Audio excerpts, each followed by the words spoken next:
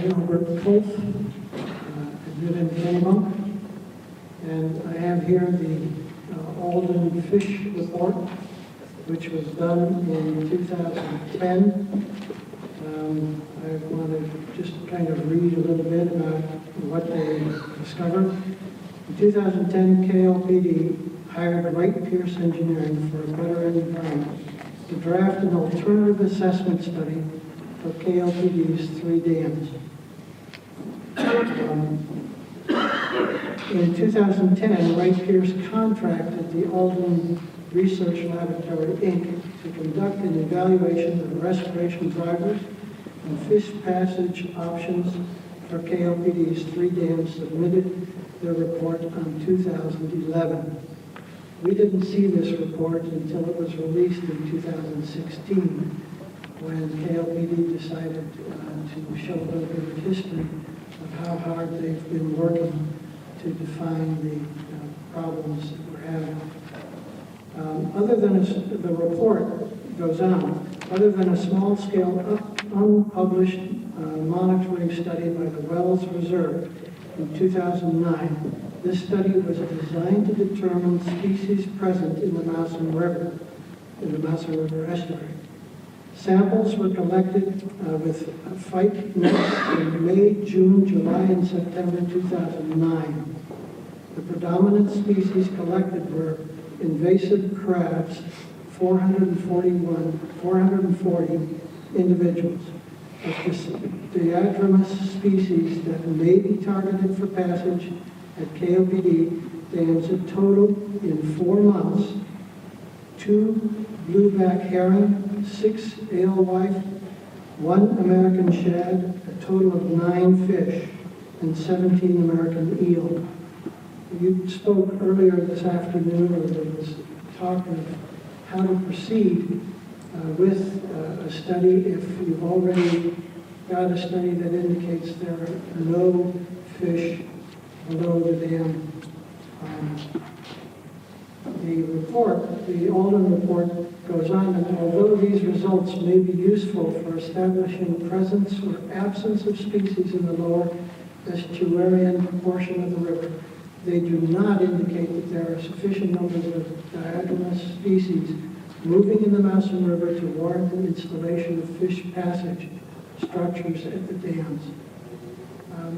We believe that there are alternative methods to determining what has to be defined.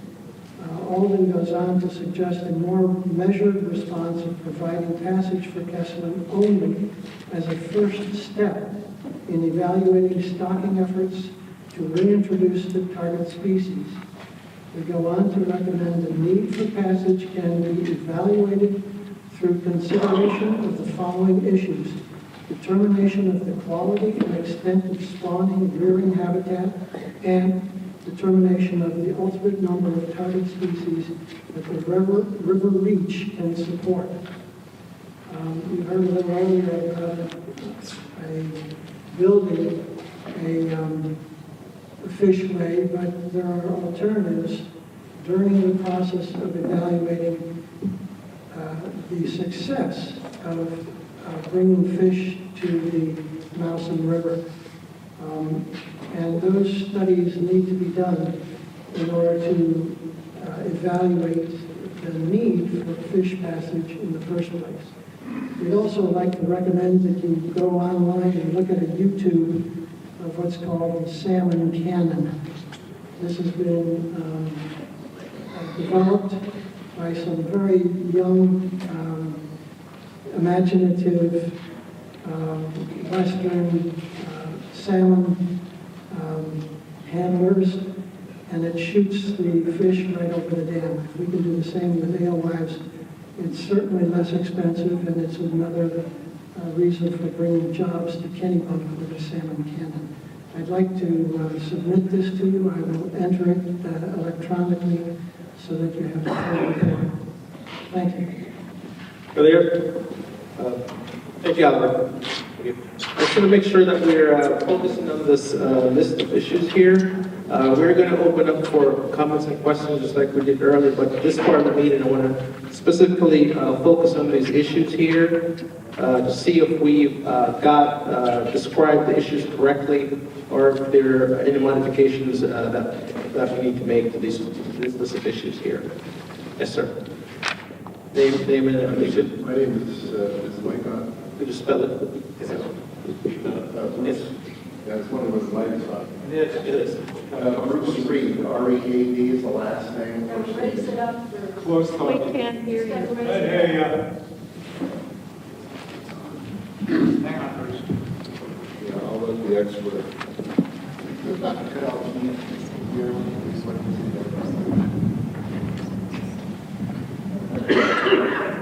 Is that better? Again, my name is Bruce Reed, R-E-A-D is the last name, first name is Bruce. I realized, I didn't know the order of ceremonies here. I was here this afternoon at 1. I see you want to focus on the aquatics. I had to get up and speak now. I was the only guy listed to speak when I rolled in at 10 of 6. I didn't know how many more were going to speak or whether they were going to ask us to speak. But I do want to address the aquatic resources issue specifically. I'm a local attorney. I'm at my office a few doors down the road here. This is above my pay grade to be arguing FERC issues. I'm a real estate lawyer, small business guy, but passionately involved with these items. Particularly, I was the chairman of Lower Mousam Trust, which is the fundraising arm for the Wells Reserve, which the gentleman just came up and offered you a study. The reason I'm getting up now is to say, first of all, how long a period of time we have to submit items into the record here in this pre-application process? How long is that?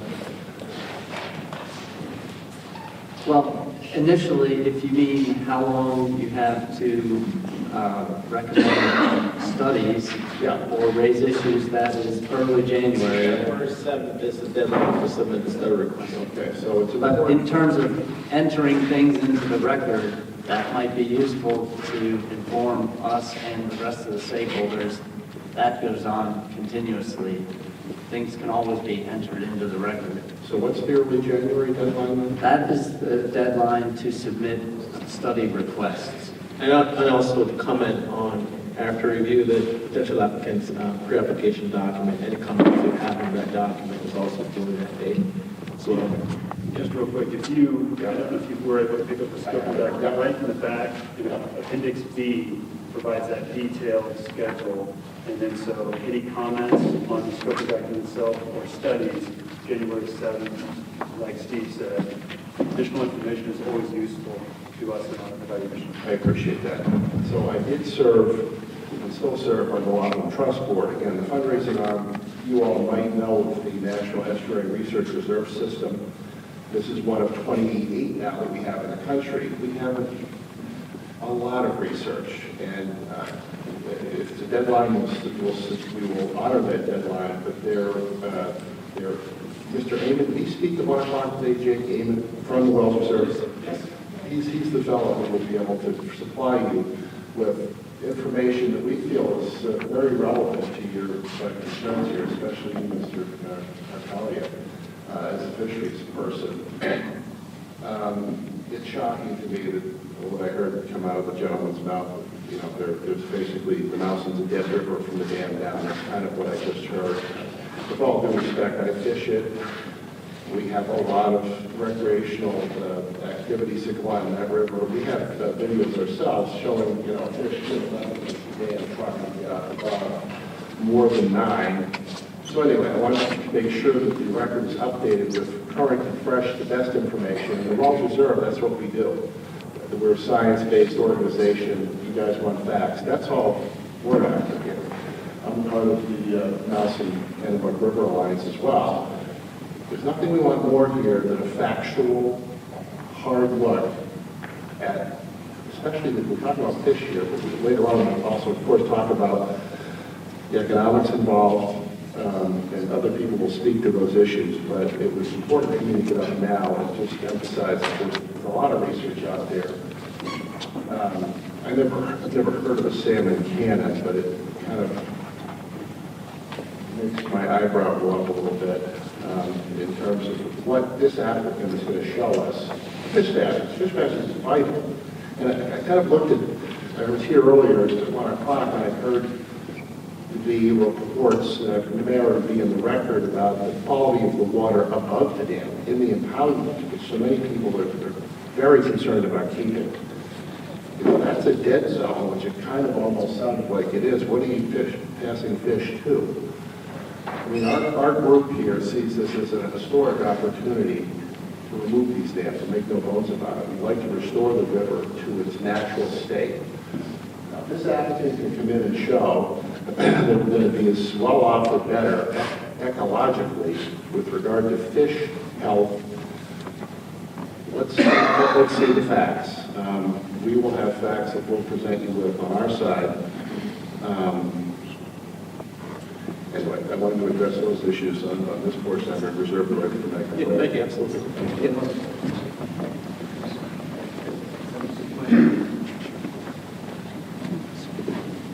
Name and affiliation. Speaking, please. All right.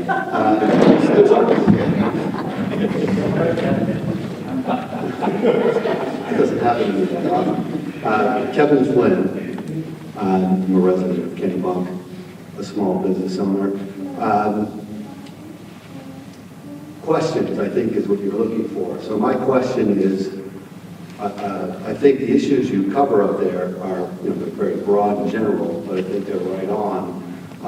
Who will do the studies to get at the issue of dissolved oxygen and water quality, particularly below the dam, but also below each of these dams? Who's actually going to do updated studies? Because we don't really have good, solid science on that yet that I've seen from Wright Pierce or also other engineers that have been involved in this process so far. Is it the licensing? Yes, it is. We'll discover during this scoping process what information is available. We'll look at all the study requests that come in, Yep. and then the licensing or the applicant will formulate their proposed study plan, which all the stakeholders and FERC will review, and ultimately FERC will make a decision about what information is needed, what studies are necessary, and then it'll be America First's responsibility to conduct those studies. Okay.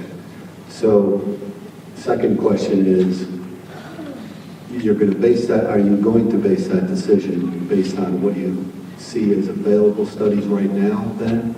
And then say, Yeah, the this first- is lacking, I need more on this issue or that issue? The discovery or non-discovery of existing information does inform what the information needs will be. If there are, for example, a comprehensive water quality study that describes baseline water quality very well, then we would want to know about that to review it, and I'm sure the other stakeholders would as well. And there are certain places among the stakeholders that are holders of lots of information, like DEP might know of a lot of information that we don't yet know of, or Fish and Wildlife Service might know of fishery surveys that we aren't aware of yet. Yep. And just earlier today, the man who was referenced, was it Joseph? Jacob Ammon. Yeah, he described several studies and surveys that he would plan to put into the record that sound like the sort of information that we should know about. Okay. As a fisherman, sport fisherman, who's fished the Mousam, as long as I've lived here, 35 years, that river is loaded with striped bass, shad. I've caught and eaten shad. They hang out right below that dam every spring. Any knucklehead who wants to look in the water at the right time, you have to be at the right time, can see many shad in the water there and hundreds of pearl lives. So I've yet to see a study that really bears that out. I'd like to see that here, really what's in that. Well, this is the beginning of the process that will help us get that sort of information in the record.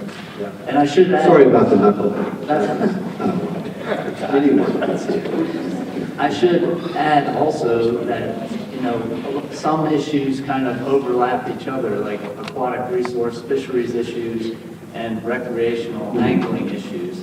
So to the extent that anglers have information that is useful both in addressing, the science of the fish, but also the recreational use of the fish. Yeah. That's all information that we would want to get into the record. Okay, so that would be in the form of comments that officially... Comments, right? Numbers of anglers who use the area, those sorts of things are all valuable for our future analysis. Thank you. Thanks.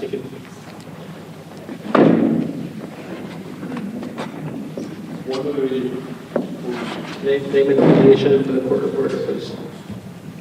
My name is Bill Kahn. I live in Kennebunk. I live about 40 feet above the river. One of the aquatic resources is recreation. I have an opportunity to see a long way in both directions in the river. Yeah. Last October, I believe, they drew the river down. And they made it sound like it was a beautiful thing. It was a disaster. Except for about 150 to 175 yards behind the dams, it was a bunch of puddles connected by little brooks about the size of sidewalks. Some of the puddles were as big as this room, some of them as big as a car, some of them as big as an 18-wheeler.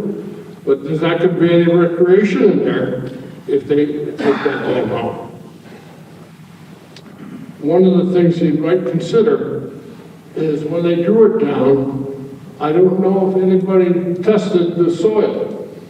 When these dams were in operation, they put chemicals into the water because nobody bothered years ago to test those things. By taking the water out of the situation, does it expose these chemicals to faster water or what? That's got to be tested before anything is done. The other part of the recreation areas, I get to see people all summer and weekends in the fall and the spring using the river with kayaks and canoes. Even the high school uses kayaks and canoes in that river. I think personally it's better than teaching them how to play dodgeball or something like that. The use of the river they can use for the rest of their life. And we're going to cover recreation in a few slides. So that's one of our areas that we're planning to study and need to document. Yes. Name and affiliation.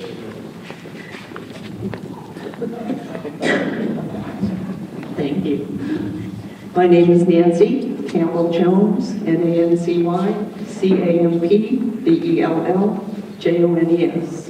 I'm a ratepayer and I'm a taxpayer. I've lived in this town my whole life. I own a half a mile of river frontage above the Dane Perkins Dam, about 250 yards below the old Falls Dam. I just wanted to let you know, and American, whatever their name is, know that they need to be paying really good attention to the water levels in the river.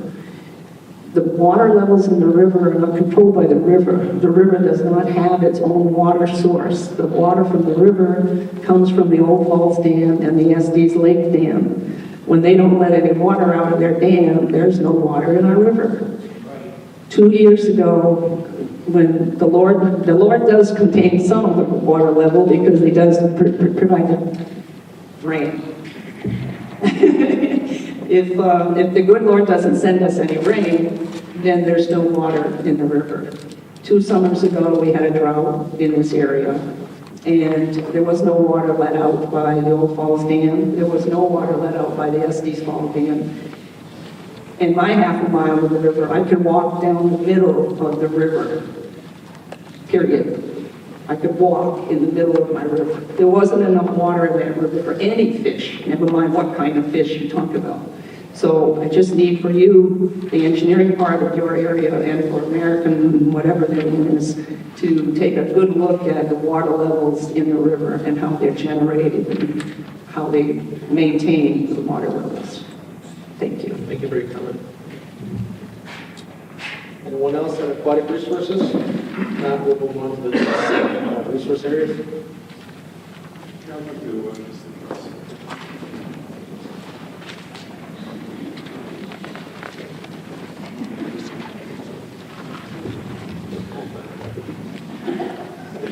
Yeah, good evening. We met earlier. My name is Alex Mendelson. The gentleman from America First, is that the name of the license applicant? Mentioned solar power, integrating solar power. The town is already considering contracting with a company to install a multi-megawatt solar system at the old airport on Route 1 South. I think it was about 3 years ago, Dr. Habib Dagher from UMaine, Oregon, sat right here, used the same microphone, and discussed that there's more solar insulation falling in Maine than there is in any other state in the Northeast, and that it would be very practical and easy for the state of Maine to provide solar energy to the rest of New England.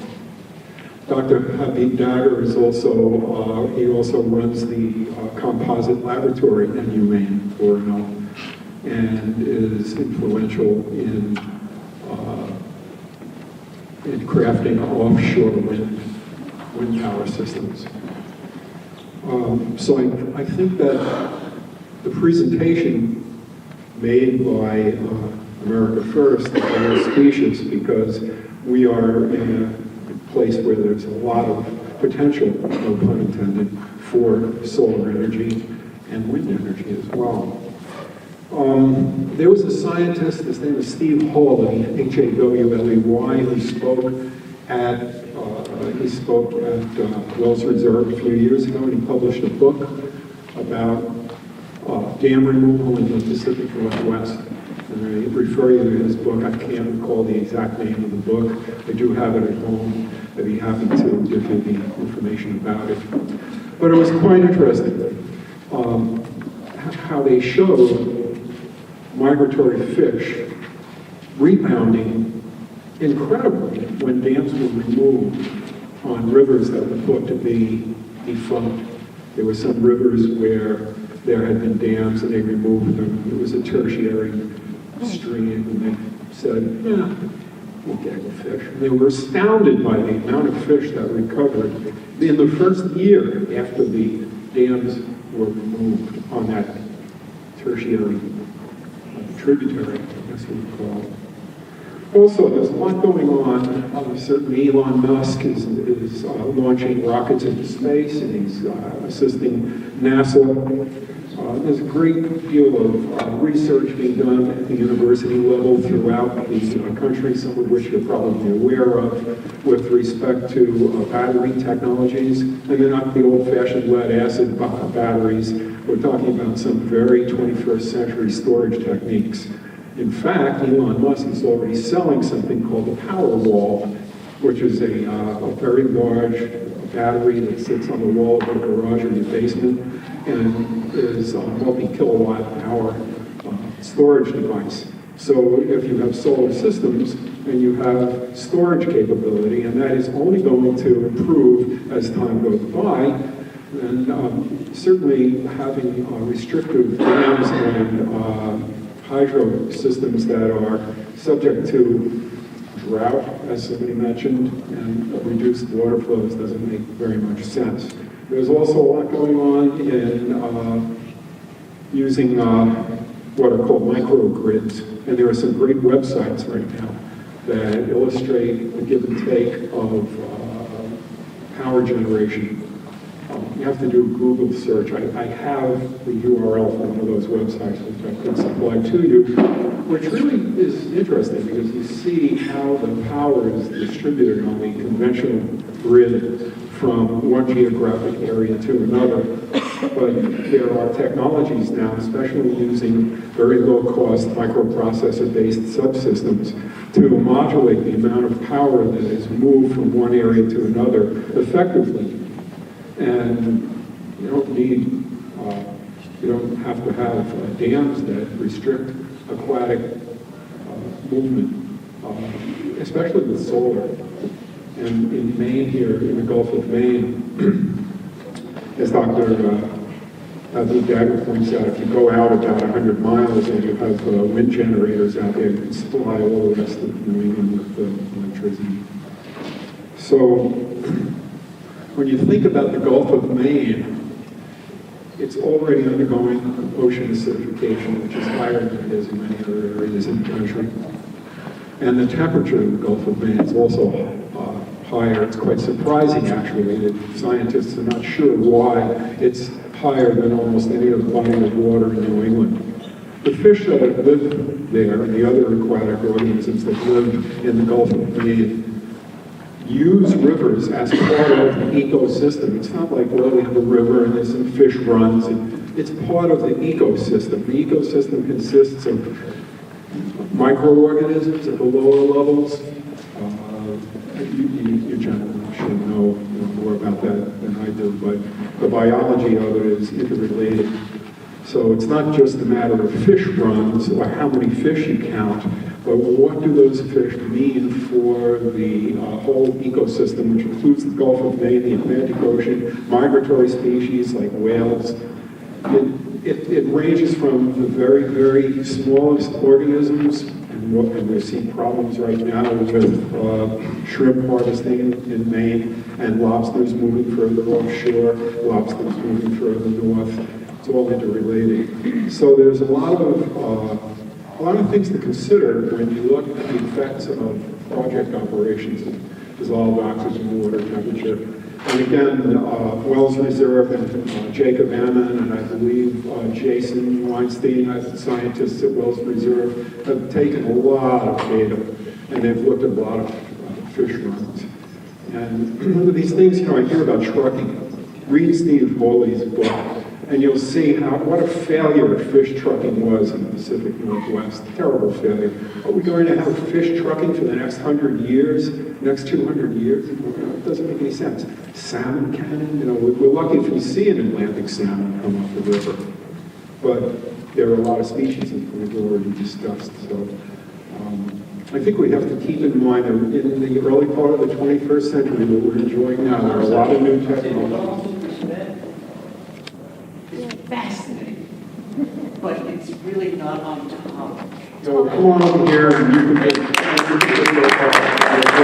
don't know what the sound is, but thank you very much for interrupting me. And again, my name is Alex Mendelson, and I'd be very happy to refer you to some of the records. Thank you very much. From what I gathered, you mentioned a couple different topics, alternative energy being one potential alternative to those operations, Right. the aquatic resources effects, and how it's connected to the broader ecosystem of the ocean. Yes. And we'll get all that on the record. Okay, Thank you.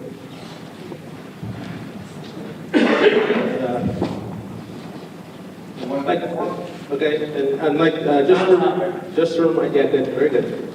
So, because we're going to open up for general comments and questions after, just like we did before, so we're going to keep it focused on these. My name is Jonathan Whitehouse, and it's really just an observation and a question. This summer, I was down in the Rogers